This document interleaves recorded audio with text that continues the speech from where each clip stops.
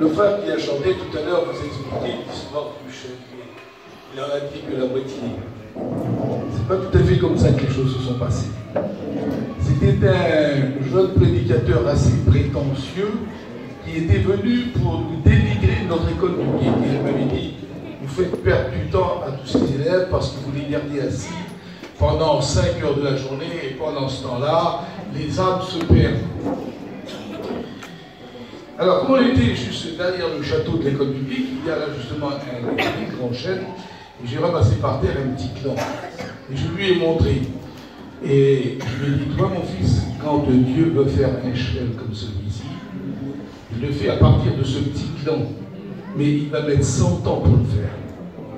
Ensuite, il va pouvoir défier les siècles, subir des orages, des intempéries. Il ne bougera pas.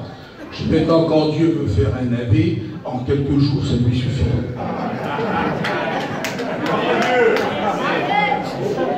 Il faut du temps pour Dieu. Pour faire du bon vin, il faut du temps. Voyez-vous. Donc ce soir, ma femme nous a donné quelques mots de son expérience. Elle nous a parlé qu'elle a 68 petits-enfants.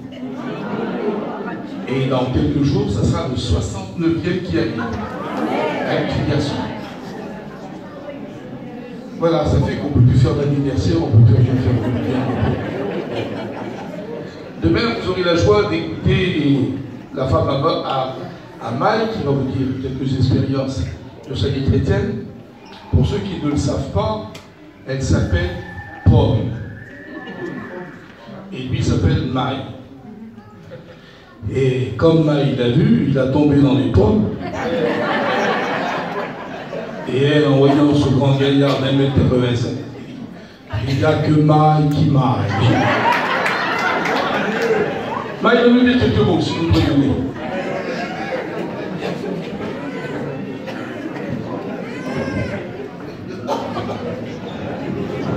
Bonjour à tous. Eh bien, nous sommes dans la joie de savoir que le Seigneur est au milieu de nous. Je voudrais remercier le comité, le président, ainsi que tous ceux du comité, les frères, de nous avoir invités. J'aimerais dire que si nous sommes venus ici, ce n'est pas en supériorité de langage. C'est tout simplement parce qu'on a un message de Dieu. Un message de Dieu à communiquer. Et ce message de Dieu, il est en réalité très simple. Vous le connaissez, vos prédicateurs vous l'ont déjà dit. On arrive à la fin des temps. Jésus revient bientôt. Et vous savez, c'est terrible. Mais quand on compare ça avec ce que Jésus a dit, avec les femmes folles et les femmes sages, ça veut dire qu'il y avait 50% de ceux qui attendaient le Seigneur qui n'étaient pas prêts.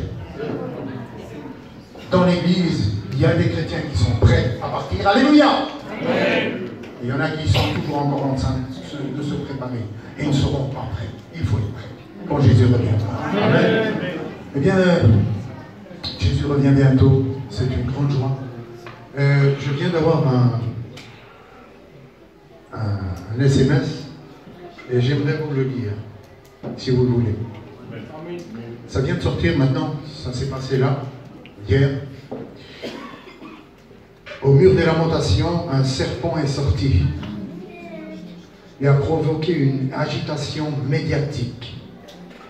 Car selon les spécialistes des textes hébreux, il s'agit ici du 3e précurseur de l'Apocalypse. C'est grave. Oui, il s'agit d'un serpent qui a glissé, qui est sorti des pierres et qui a été pour attraper un pigeon.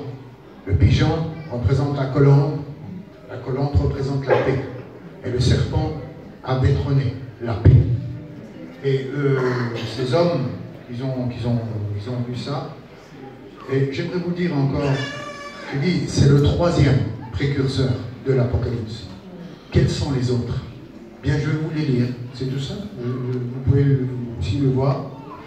Le premier, c'est que ils ont pris une photo d'un poisson vivant à la mer morte. Je veux dire, pour ceux qui ne savent pas, la mer morte, ben, elle est morte. Il y a trop de sel. Aucun poisson ne peut vivre. Impossible. Eh bien, il y avait un poisson qui était vivant. Ils ont pris une photo. C'est un des points qui est terrible. Et le deuxième des points, c'est que cette année, mes frères et sœurs, je ne veux pas vous faire peur, mais c'est comme ça.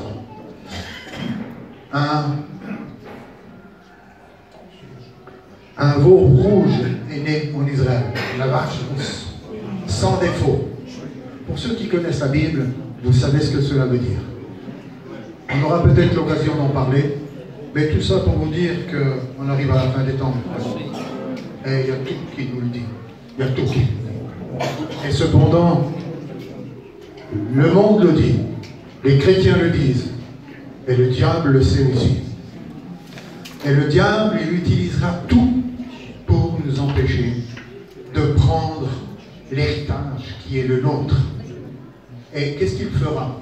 On verra, il fera des choses. Mais la chose la plus terrible qu'il essaie de faire, c'est d'endormir les frères. Ils sont à la réunion, mais ils dorment. Ils dorment spirituellement. On dirait que la parole de Dieu, l'autre il est béni, oh Seigneur, comment c'était beau, ah la parole m'a, ah ça m'a transpercé tellement, ça m'a fait du bien.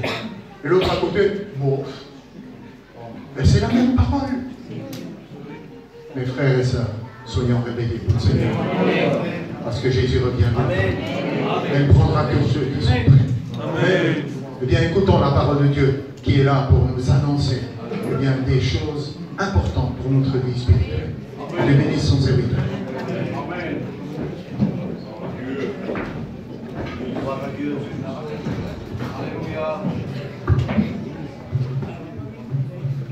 Je pense qu'il y a plein de frères et sœurs qui sont venus de la région de Perpignan. Perpignan, vous avez eu une convention en 1962, au mois d'avril. J'y étais présent en tant que jeune prédicateur. Cela, vous avez fait la connaissance de bien des prédicateurs, quelques-uns nous ont quittés, d'autres qui sont restés.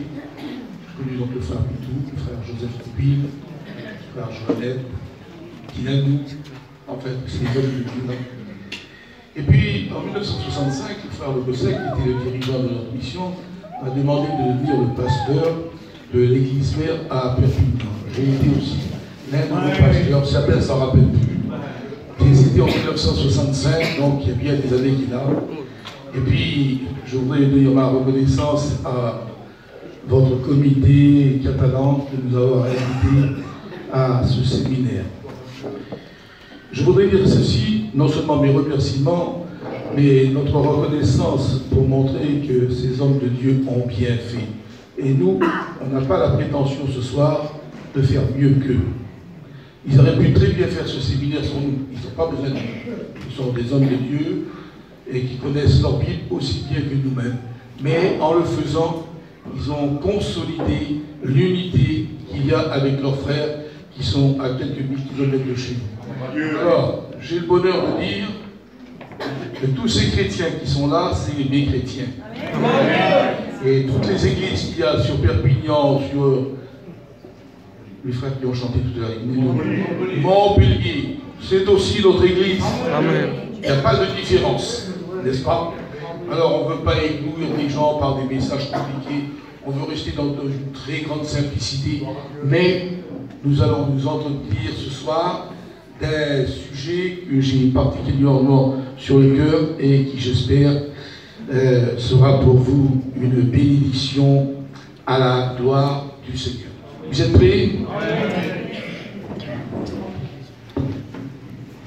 Voilà, avant de lire mon texte biblique, je voudrais vous dire ceci, à l'occasion de ce séminaire que nous sommes en train de faire. J'aimerais vous montrer pendant les minutes qui suivent les ruses de l'ennemi de nos âmes, parce que Satan connaît certaines prophéties de la Bible, mais toujours il en détourne le véritable sens. Par exemple, un jour, lorsque Jésus était en train d'être tenté par lui-même pendant 40 jours dans le désert de Judée, il lui a cité le psaume 91. Il dit, connaît les prophéties de la Bible. Et il l'a transporté sur le haut du temple et il lui a dit, jette-toi en bas, car il est écrit, il donnera des ordres à ses anges afin que ton pied ne heurte pas une pierre.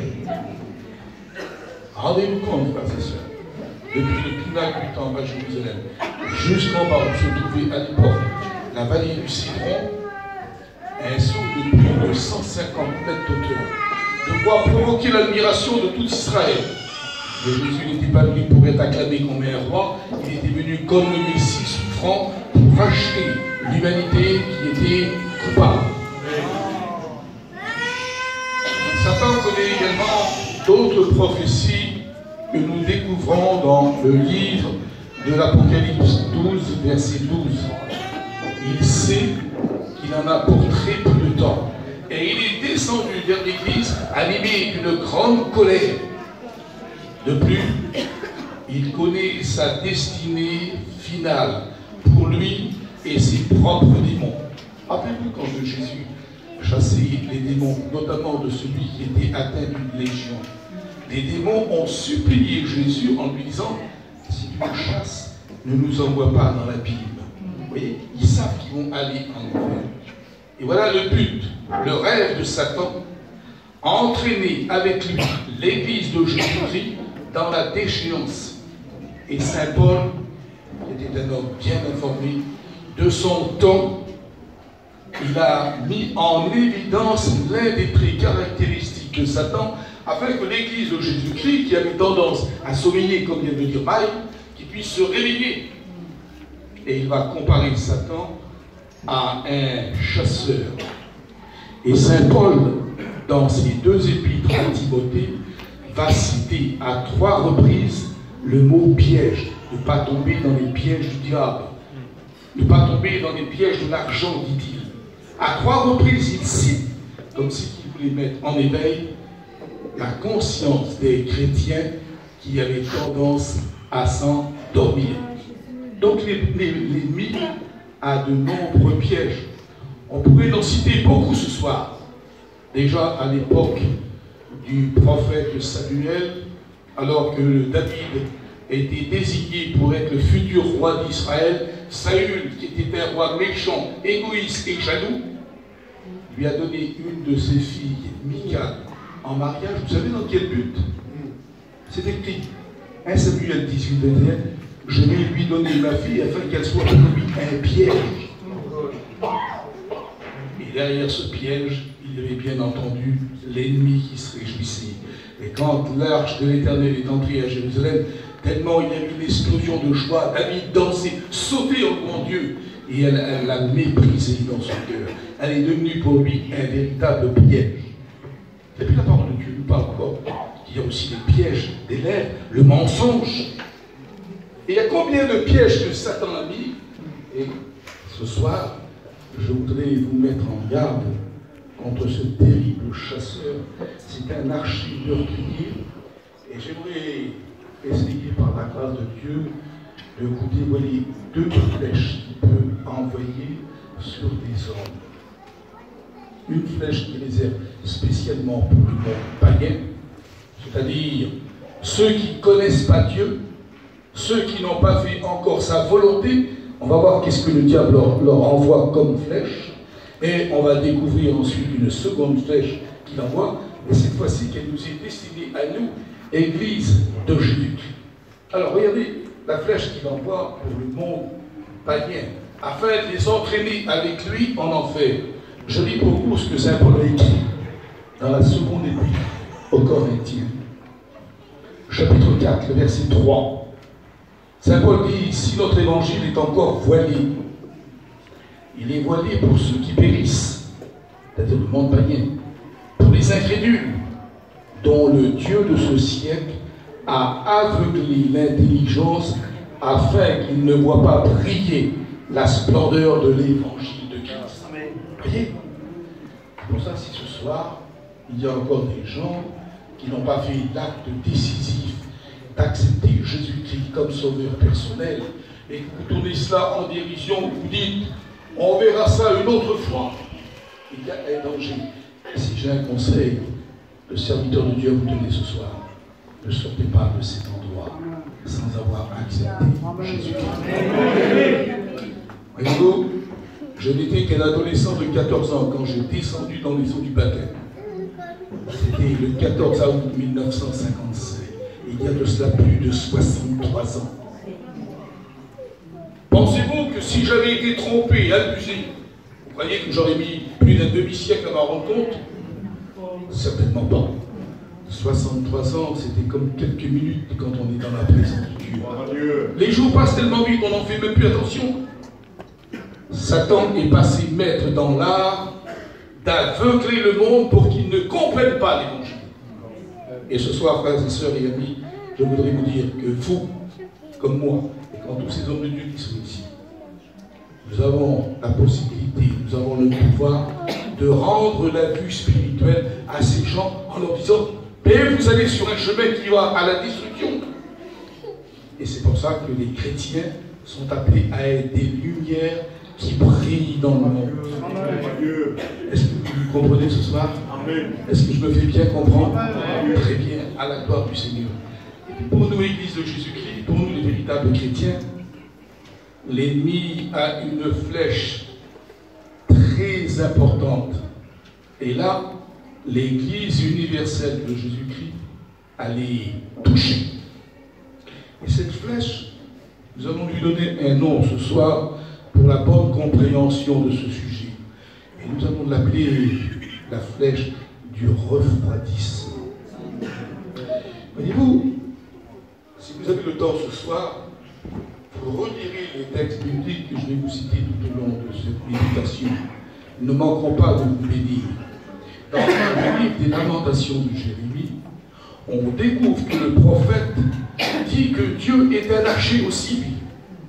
Et quand il nous atteint de ses flèches, c'est pour notre bien. Il détruit le mal qui est en nous. Et Jérémie dit, il a fait de moi un but avec sa flèche. Alors Satan imite Dieu. Il veut faire pareil que lui. Mais lui, c'est un archer meurtrier. Jésus a dit qu'il était le meurtrier dès le commencement. Voyez-vous, cet après-midi, pendant que madame, mon épouse, prenait son pain, j'étais en train de regarder un texte dans le livre des psaumes. Et j'aimerais vous le partager. Le livre des psaumes au chapitre 11. Les serviteurs de Dieu le connaissent bien sûr terriblement bien. Mais peut-être que certains chrétiens ont tendance à oublier la signification profonde de ces mots. Parce que chaque mot dans l'écriture, il a son importance. Et regardez qu'est-ce que le prophète dit. Des méchants bandent leur arc. Ils ajustent leurs flèches sur la corde pour tirer dans l'ombre sur ceux dont le cœur est droit. Il y a que les chrétiens qui sont comme ça. Parce que Jésus nous a rendus justes. Et qui sont ces méchants qui tirent sur ceux qui ont le cœur droit? Les démons. Leur but, aveugler l'Église de Jésus-Christ pour qu'elle s'arrête et qu'elle ne devienne plus un témoin fidèle pour arracher les âmes de l'enfer, mais faire des chrétiens dont ils ne redoutent plus le mal. Voyez-vous, quand on a des problèmes, quand on a des épreuves, choisissez-vous. Ça veut dire que vous gênez Satan. Mais s'il ne vous arrive rien du tout, il y a quelque chose d'anormal. Je me souviens d'un brave frère qui était venu vers moi et qui me disait « Ah frère Tarzan, si tu savais tout ce qui m'arrive. » Alors je l'écoutais avec patience, bien entendu.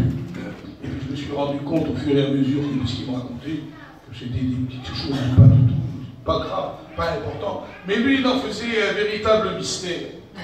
À un moment donné, je lui dis « Frère, est-ce que tu n'as jamais prié pour que le Seigneur t'humilie et qu'il te brise? » « Ah oui, mon frère, oui, j'ai fait. » Eh bien, réjouis-toi, t'es exaucé. Gloire à Dieu. Cessons de nous plaindre. Nous avons mieux à faire. Le monde va en enfer. Et l'Église de Jésus-Christ est la réponse à la situation désespérée des hommes qui vont en enfer. Le seul et unique moyen de les sortir de leur misère, c'est de leur faire connaître celui qui nous a sauvés à la gloire de son Saint-Nom. N'oublions jamais, frères et sœurs, n'oublions jamais que si l'ennemi nous jette des flèches, Saint Paul dit même que ces flèches, elles sont enflammées. Le psaume 91, c'est une promesse pour les enfants de Dieu que nous sommes. Je vous l'ai dit. Tu ne craindras pas la flèche qui vole de jour. Pourquoi? Parce qu'il nous a donné un bouclier qui s'appelle le bouclier de la foi, Amen, avec lequel on peut éteindre tous les traits enflammés du malade. Je ne sais pas qui est le plus ancien converti parmi vous ce soir. Moi, ça fait 63 ans. Je pense que je dois être le doyen de la soirée. Mais j'aimerais vous montrer que le temps, parfois, arrive à bout de certains chrétiens dans leur foi.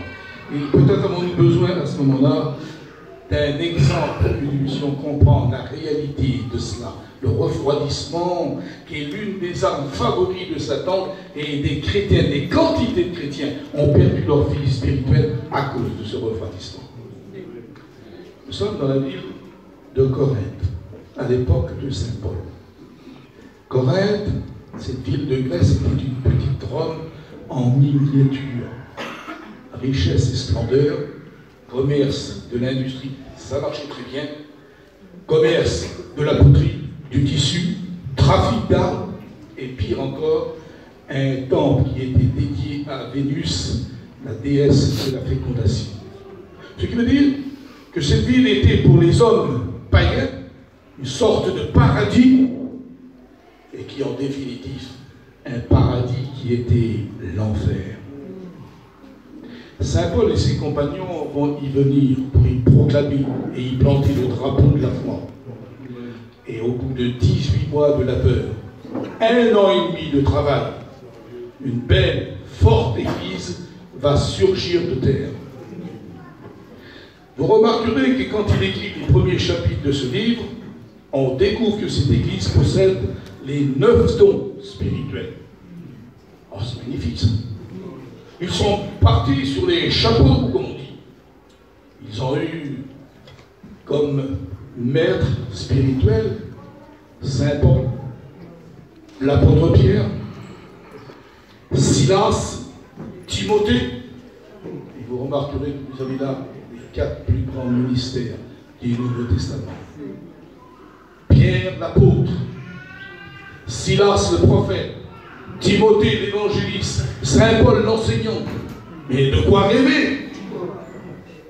On serait tenté de dire, mais mon Dieu, ça va être une église exceptionnelle. De quoi rêver? Et j'ai noté qu'en suivant les chapitres suivants, le rêve se transforme en cauchemar. Comment est-ce possible? En l'espace de très peu de temps, cette église qui avait magnifiquement commencé avec 9 dons spirituels, là maintenant qu'ils vont rajouter des nouveaux dons qu'ils ont fait eux. Ils avaient le don de parler en langue, bien. Maintenant ils ont le don de se parler les uns sur les autres. Certains avaient le don de guérison. Maintenant ils ont le don de se faire du mal, de se blesser. Et puis ça va plier plus loin.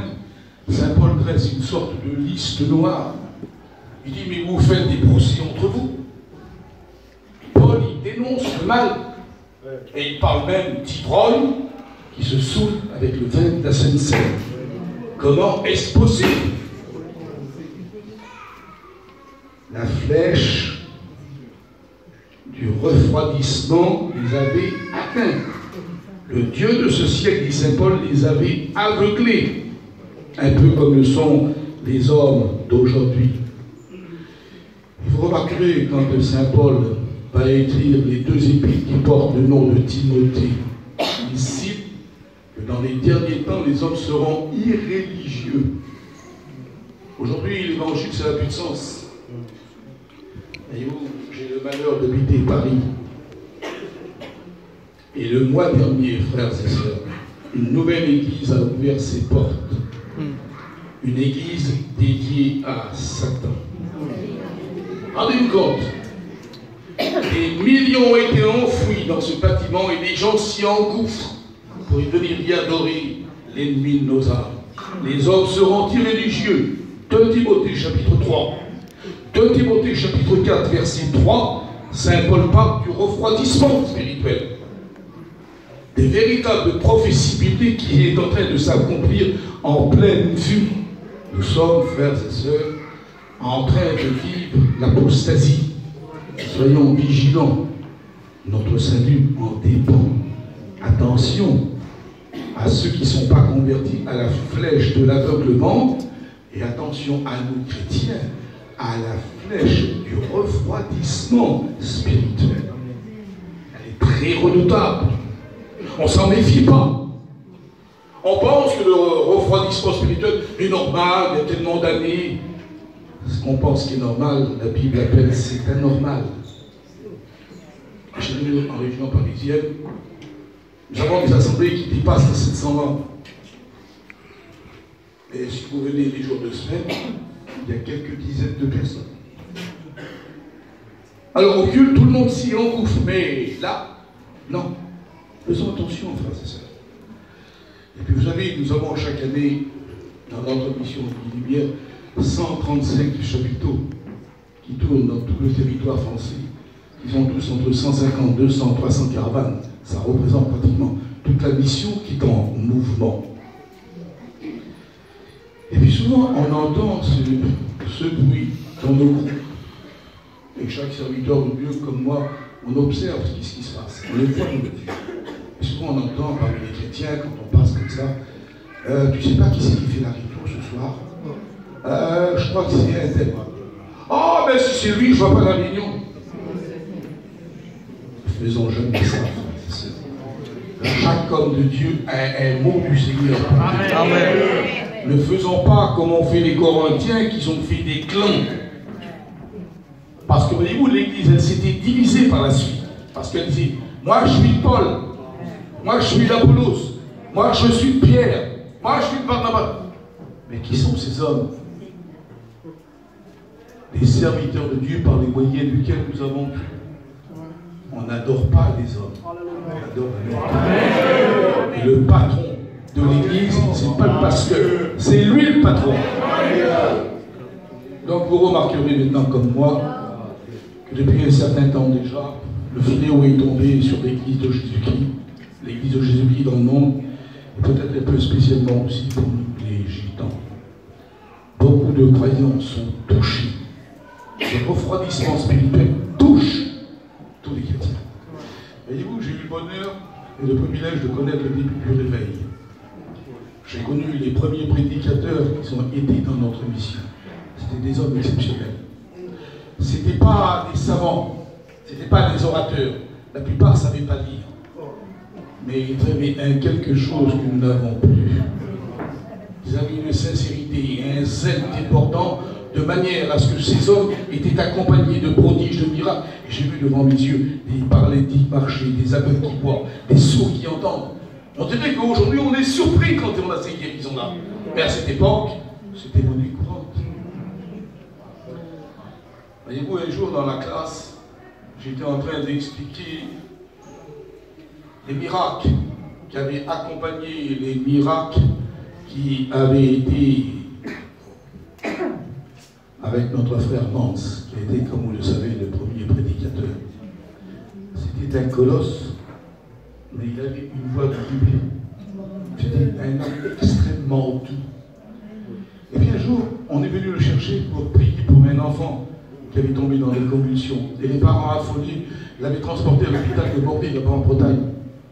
Et puis, quand les docteurs, les infirmières sont sortis avec leurs uniformes en blanc, là, ils ont dit, mais messieurs, vous nous emmenez le bébé qui est mort. On ne peut plus rien pour lui. Et Mance a dit, attendez, on va prier le Seigneur. Et de cette grosse main qu'il avait énorme, il l'a mis à travers le carreau de l'auto. Et le bébé est revenu à la vie. Alors, il y a des frères et sœurs, il y a quelques années de ça, j'étais en train d'expliquer ce témoignage à nos élèves de la première classe que nous avons là-bas, à Gien. Et puis tout à fait le fond, le dernier dans le fond là-bas, je vois une main qui se lève timidement comme ça. Oui, je lui dis, qu'est-ce que tu veux mon fils? Il dit, frère Tarzan, le bébé qui était mort, c'était moi. Oui. Dieu savait déjà que ce bébé, un jour, proclamerait de Jésus-Christ. Alléluia. Alors voyez-vous, dans les années 50, Cette génération qui avait là était bouillante pour Dieu. C'était la joie, la découverte de l'évangile. On n'avait pas de chapiteau, on n'avait pas de salle, on n'avait pas de micro, on n'avait rien. Les réunions, quand il pleuvait, je me souviens, se faisaient dans des caravanes. On montait à 10, 15. Pas comme aujourd'hui. Aujourd'hui, pour monter dans la caravane, il faut quitter les chaussures. On dirait qu'on rentre dans une mosquée, vous avez vu. Et puis on baisse les carreaux, on ne sait pas s'ils sont vivants ou s'ils sont morts. Le siècle a changé. Mais à cette époque-là, c'était comme ça. On se tassait les uns sur les autres. Et puis, quand il faisait beau, on faisait un feu de camp. Et en l'espace de 10 minutes qu'on commençait à chanter les cantiques, toute la place était autour de ce feu de camp. Il n'y avait même pas de lumière pour lire le texte. On lisait le texte biblique à la lueur de la flamme du feu. Et puis après la réunion, c'est la jeunesse qui chantait des cantiques autour de ce feu de camp. Jusqu'au-delà de minuit, il y avait une ardeur spirituelle. Ils étaient bouillants. Et puis au cours de ces 50 années, une nouvelle génération est née, plus sophistiquée. Pour les avoir, il faut avoir des belles salles, de beaux endroits. Il faut l'orchestration, il faut les chorales, il faut tout le tralala. J'ai envie de dire, qu'est-ce qui est arrivé à l'église de Jésus-Christ pour qu'elle s'est endormie et qu'elle est triste? Qu'est-ce qui lui est arrivé? On dirait qu'on ressemble à l'église de Sardes, à qui Jésus fait le reproche, l'église du sommeil. Et vous, en tant que jeune pasteur, j'avais lu un texte du prophète Osée, chapitre 7, verset 8. Et j'avais mis un temps fou à comprendre ce que le prophète voulait dire. Ephraïm, dit-il, tu es un gâteau qui n'a pas été retourné. Qu'est-ce que le prophète veut dire? Quel est le message de Dieu? Israël est un gâteau qui n'a pas été retourné. Vous ne comprenez pas?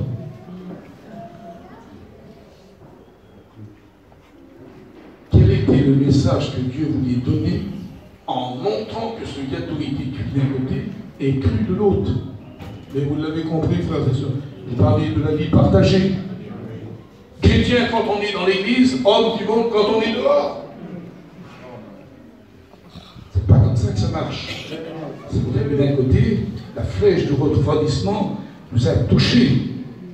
Et voilà la raison pour laquelle certains pasteurs dans le monde, notamment aux États-Unis et ailleurs, ils ont inventé des choses parce qu'il y a une certaine monotonie qui est tombée dans leurs églises. L'église devient triste, monotone. On n'a pas de but précis, des thèmes précis. Oh, on se laisse guider par le Saint-Esprit, comme ils disent.